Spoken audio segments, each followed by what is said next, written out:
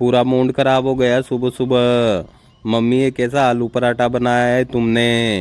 ना नमक का स्वाद, ना मसालों का स्वाद। इससे अच्छा होता कि मैं आलू पराठा बाहर ही खा लेता। मैंने कल शाम को कितने प्यार से तुमसे कहा था कि कल नाश्ते में कुरकुरा आलू पराठा और साथ में धनिया मिर्ची की चटनी बनाना। मगर तीखी चटनी तो तुम बना नहीं पाई और यह बेस्वाद आलू पराठा बना दिया। आजकल ध्यान कहाँ है तुम्हारा मम्मी। रोहन जल लाकर बोला। पीछे पीछे उसकी पत्नी नेहा भी बोली। हाँ मम्मी जी, आपने तो सुबह सुबह हमारे ऑफिस जाने के पूरे मूड पर धज्जियाँ उड़ा दी। बिल्कुल बेस्वाद खाना बनाने लगी हैं आप। यहाँ तक कि कल मैंने अपना पूरा खाना अपने सहकर्मियों के सामने कचरे की टोकरी में फेंक दिया। मेरे सहकर्मियों के सामने मेरा खाना बिल्कुल बेस्वाद था। रोहन बोला। नेहा ने मुझे रात को यह बात बताई मम्मी, और मुझे बहुत शर्मिंदगी महसूस हुई। ऑफिस में हम लोगों की इज्जत है। तुम्हारी तरह हमें सिर्फ घर पर खाना बनाने का काम नहीं है।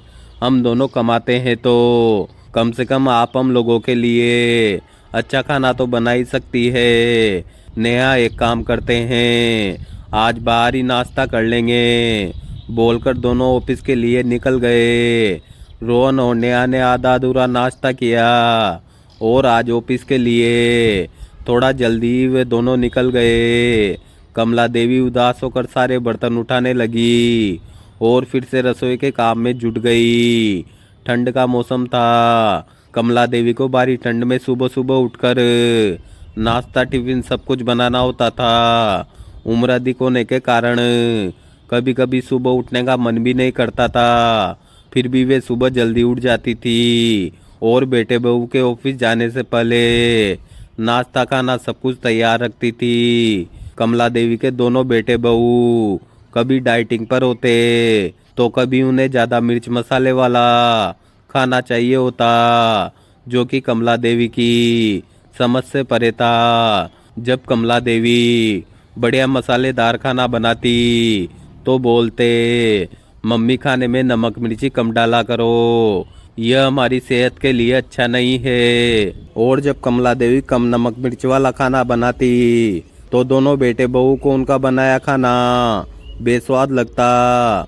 कुछ दिनों से रोहन और नेहा का रुका व्यवहार याद करके कमला देवी की आंखों से आंसू छलक उठे। शाम को जब बेटा बहू घर आए, दोनों आकर डाइनिंग टेबल पर बैठ गए। कमला देवी ने दोनों को गरम गरम चाय बनाकर दी। वे दोनों एक दूसरे से बात करने में इतने मशगूल थे कि उन्हें अपनी माँ की उदासी तनिक भी महसूस नहीं हुई। डिनर करते हुए रोहन फिर बोला, मम्मी अब इस खाने में मसाला और नमक दोनों ज़्यादा लग रहे हैं। सच में लगता है तुम उम्र के साथ साथ खाना बनाना भूलने लगी हो। कमला देवी का अपमान करके रोहन और नेहा एक दूसरे के सामने एक कुटिल मुस्कान दे रहे थे, जिसे कमला देवी ने भांप लिया। कमला देवी ने रात को सोते सोते फैसला कर लिया कि अब वह कल से इन दोनों को बराबर सबक सिखाएगी। तुम लोगों ने अब तक माँ की ममता ही देखी है, माँ का कठोर रूप नहीं देखा। दूसरे दिन वह रजाई में 7 बजे तक सोती रही। बेटे बहू ने उठकर देखा, आज तो न चाय तैयार है, न लंच और ना ही नाश्ता। नेहा जल्दी से कमला देवी के कमरे में आई और उन्हें जगाते हुए बोली, मम्मी जी क्या हुआ, आपकी तबीयत तो ठीक है ना। कमला देवी उसका हाथ अपने ऊपर से हटाते हुए बोली, बस ठंड थोड़ी ज़्यादा लग रही है, जाओ मुझे सोने दो। नेहा तो टेंशन में आ गई और बाहर आकर पति रोहन से बोली, क्या ज़रूरत थी कल तुम्हें इतना सब बोलने की। अब देखो तुम्हारी माँ आराम से सो रही है, लगता है नाराज हो गई है हमसे। अब लंच नाश्ता और चाय कौन बनाएगा। रोहन बोला, अरे यार मुझे क्या पता था ऐसा हो जाएगा, बस मुंह से निकल गया था मेरे। तुम रुको, मैं माँ को मनाता हूँ। रोहन कमला देवी के कमरे में जाकर उन्हें मनाते हुए बोला, मम्मी क्या हुआ है आपको? प्लीज़ मेरे लिए कुछ अच्छा सा नाश्ता बना दो ना, मेरी प्यारी मम्मी। आपको तो पता है बचपन से मैंने आपके हाथ का ही खाना खाया है, तो अब आदत सी हो गई है। रोहन की मीठी मीठी बातें कमला देवी भली भांति परिचित थी। बचपन से वह कमला देवी को ऐसी ही मीठी बातें करके बुलाता था। लेकिन इस बार कमला देवी के सम्मान को गहरी ठेस पहुंची थी। बेटा बहू नौकरी करते हैं सोचकर उन्होंने घर की सारी जिम्मेदारी अपने कंधे पर ले ली थी। रोज सुबह 5 बजे से उठकर काम पर लग जाना और पूरे दिन कोल्हू के बैल की तरह काम करना, उसके बाद भी मजाक का पात्र बनना अब उन्हें मंजूर नहीं था। इसलिए उन्होंने आज से सोच लिया था कि वह बेटे बहू का कोई काम नहीं करेगी। कमला देवी बोली, बेटा कायदे से इस घर की जिम्मेदारी तुम दोनों को संभालनी चाहिए। वैसे भी अब मेरे हाथ में तो स्वाद रहा नहीं, इसलिए मैंने फैसला किया है कि तुम दोनों अपना खाना खुद बनाओ, नाश्ता चाय खुद बनाओ। और मैंने तुझे भी तो सारा काम सिखाया है, तू भी बहू की मदद कर दिया कर। रोहन बोला, मम्मी ये सब कैसे होगा? हम लोग तो सोकर ही 7 बजे उठते हैं। कमला देवी बोली, मैं भी तो रोज सुबह 5 बजे उठती हूँ। जब इस उम्र में मैं 5 बजे उठ सकती हूँ तो तुम दोनों की तो अभी उम्र ही क्या है। देर रात तक मोबाइल मत देखा करो और सुबह जल्दी उठकर अपना मनपसंद खाना बना लिया करो। अब मुझसे इस उम्र में काम नहीं होगा। और हाँ, कभी कभी बहू को कुछ मदद चाहिए होगी तो कर लिया करूँगी बस। मैंने खामखा इतने सालों तक सारी जिम्मेदारी का बोझ उठाया। मैं जानती हूँ जब मैं नहीं रहूँगी तब भी तो तुम और नेहा किसी न किसी तरह अपनी गृहस्थी संभाल ही लोगे, तो अभी से क्यों नहीं।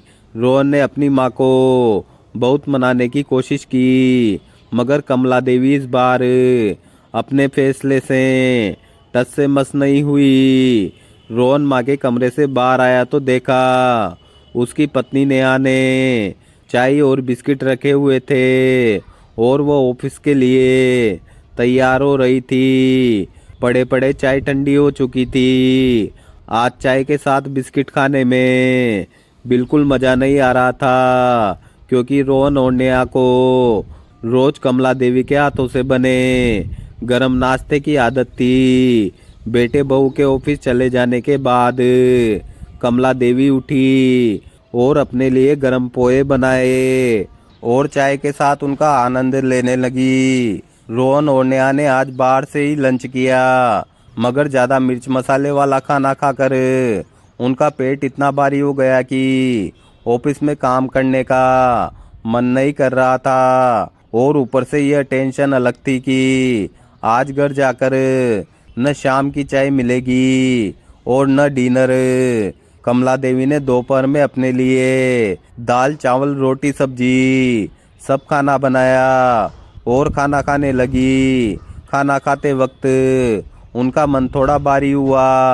पता नहीं आज बच्चों ने क्या खाया होगा, मगर दूसरे ही पल उन्हें ख्याल आया, मेरा बनाया खाना तो वैसे भी उन लोगों को कचरे की टोकरी में डालना पड़ रहा था, फिर मैं क्यों उनके लिए इतना सोच रही हूँ।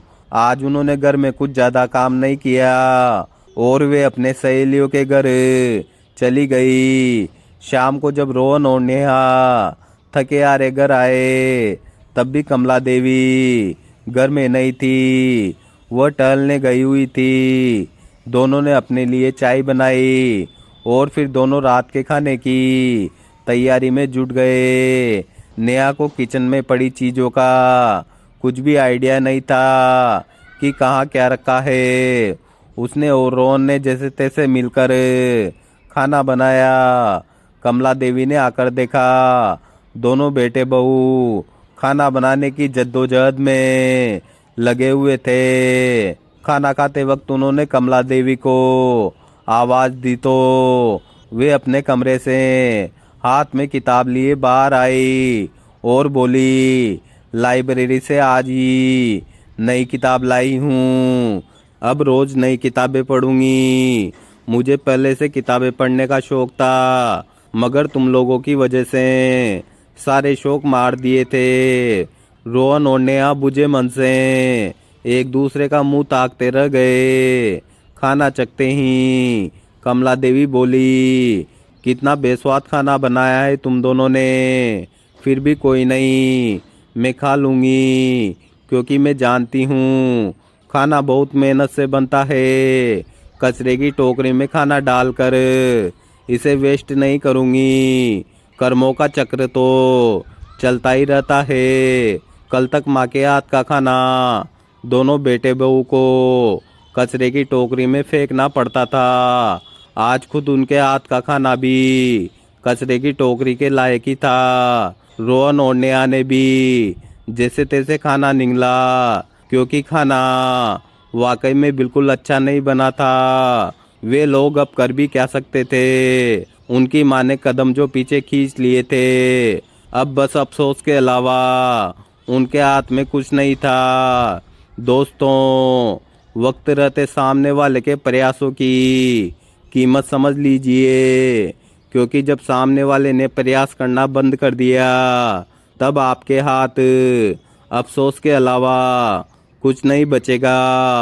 आपकी इस कहानी को लेकर क्या राय है, कमेंट ज़रूर करिएगा और हमारे चैनल को सब्सक्राइब ज़रूर करिएगा।